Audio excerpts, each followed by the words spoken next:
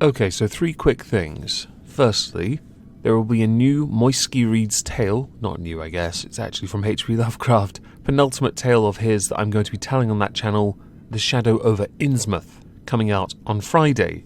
Link to the channel below, please consider subscribing, it will be premiered at about 7 PM GMT. Second, there's a new video over on the Moisky Live channel concerning Sir Lindsay Hoyle, the new Speaker of the House of Commons, linked below. Also in preparation of the Utah DLC coming out on American Truck Simulator, I'll be streaming tonight over on Omegon Plays. Link to all 3 down in the description, please consider subscribing and attending. Now I had considered doing a video on Fireworks Night, because as is tradition, there's always one moron, muppet, tool, fool that appears, invariably with a firework shoved up their bottom, like this.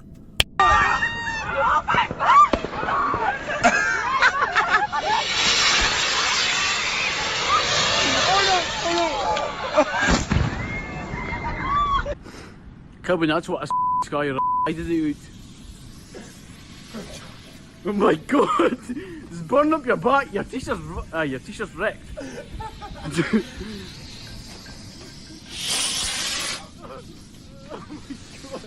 It's the first stage of natural selection, and I find it to be quite amusing. Stay safe, kids, don't follow what that idiot did. Please. Instead, we're going to talk about a rather interesting case concerning a young lady called Liezyl Marganno. This one's quite wrong, so this one's going to take a while to explain. To explain who Liezyl Marganno is, we need to first of all talk about Peter Scully. Peter Scully is a father of 2 from Melbourne, who is currently charged with some of what I would consider to be the vilest acts known to humanity, some of which were allegedly committed with the assistance of Liezyl Marganno. The crimes that Peter Scully has been convicted of and some have yet to be convicted for, because they are ongoing, so the current ones that he's in prison for the rest of his life include 1 count of human trafficking and 5 counts of RAPE. He currently remains on trial for a number of other crimes with children, including the production and dissemination of child movies. Harming of those children, the word that best describes it, begins with a T and ends with orcha, and the final thing he's currently under investigation for would include the ending of those children's lives, all of which are utterly unacceptable. I'm sure many of you already have an opinion with regards to what the sentence should be in your mind, and I look forward to reading all of that down in the comments below. How does Liezyl Marganno factor into this? Well, she's been on the run for the past year, masquerading as Shannon Carpio, a purported wife of a French software millionaire, hiding out in a palatial condominium in Cebu City, which was the Filipino capital for a while. There are currently 16 outstanding warrants against her. What did she do? Well, this is the interesting thing. She was assisting Peter Scully in the tea orcha and life ending, as well as evading police for a whole year. The thing about, well, let's call her Shannon Carpio for the rest of this, shall we, is that she had a Facebook page. She had an Instagram account. She posted glamorous photographs of herself heavily made up in revealing clothes, swimsuits, and with a newfound gym friend. She created a whole new life to hide who she actually was and what she actually did, going to extreme lengths to blend in, but at the same time be in plain sight. If her profile was private, which it was not, it might have been a tad harder to find her, but being the ever narcissist type, wanting and begging the attention at all costs, she put herself in a position where she wanted to be caught, and also wanted to rub it in people's faces that for a while she was evading justice to perfection. Police have alleged that since Scully's arrest in 2015, Marganno, or Shannon Carpio, had continued the illegal business of recruiting potential victims for R-Ape and T-Orcha films, with the investigators now believing her lifestyle was financed by Scully's international cyber trade. Those movies, yeah, they fetched a lot of money, $10K a pop sometimes, which, by the way, he had continued to orchestrate from prison. Damning statement about the quality of the Wi-Fi there, I guess. To add to the illusion of the kind of person she was trying to be, Shannon Carpio was actually a stage name. The name she had used in the passport that she owned was Gina Carpio. Somewhat understandably, her friends are hardly impressed when they discovered that the police have alleged it was Scully funding their lavish outings from his prison cell, with the profits the couple have allegedly made from the child movies.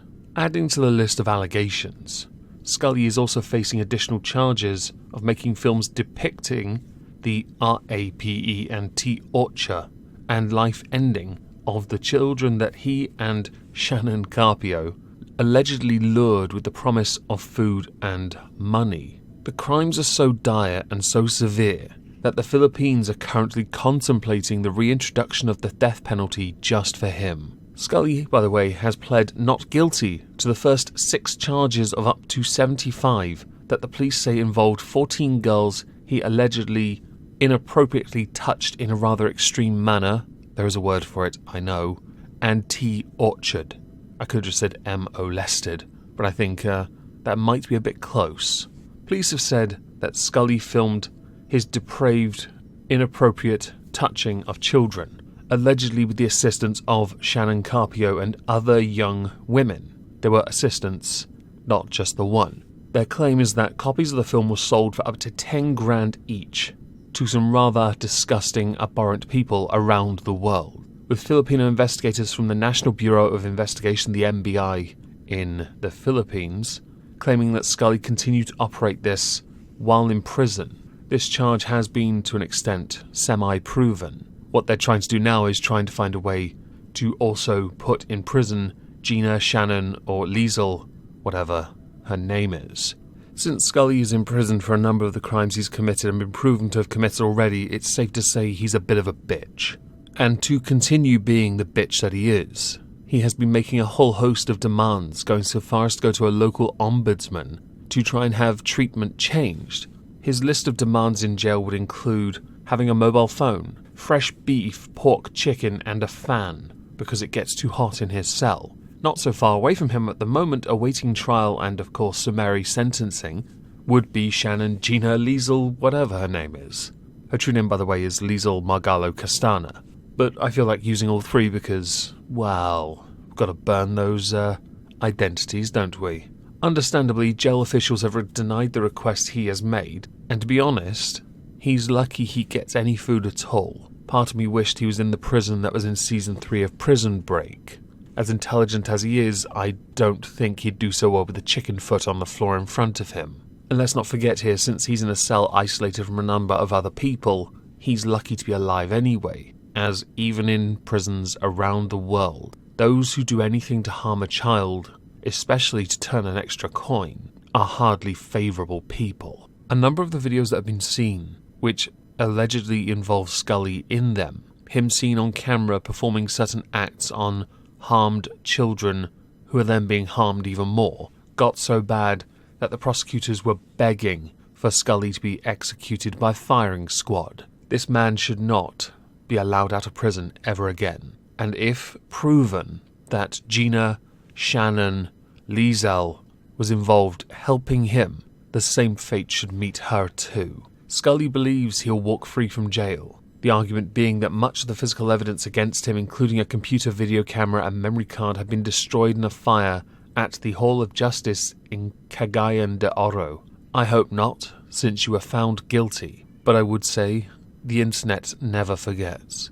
If any of the evidence is online, it will always be online. Yes, it could be considered tampered with, but your guilt is there, and the public are less than favourable towards those who have turned tricks and hurt children. With cases like this, I'm always keen to know what you think.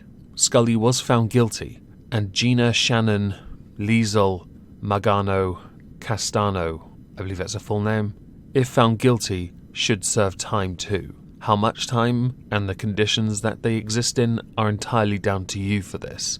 I think my first big art project is going to be an ISO cube, and I'm going to start putting these people in them, so you can see where I put them and how long I put them there for, until the conviction is given for Shannon, Gina, Liezyl, It is an ongoing situation, and I cannot put her in there just yet. Although she could stay there awaiting trial. As far as Peter Scully goes, he was done when he had his first charge. The rest of them just make that, double life, triple life, quadruple life, and will keep him alive until he finishes his sentence, which could be millennia, based on what he is accused of and what he may well be found guilty of. So please let me know in the comments below. Now, if I don't see you over on the Omegon Plays channel tonight at 8 PM GMT, I hope you all have a fantastic Tuesday, and thank you all for listening.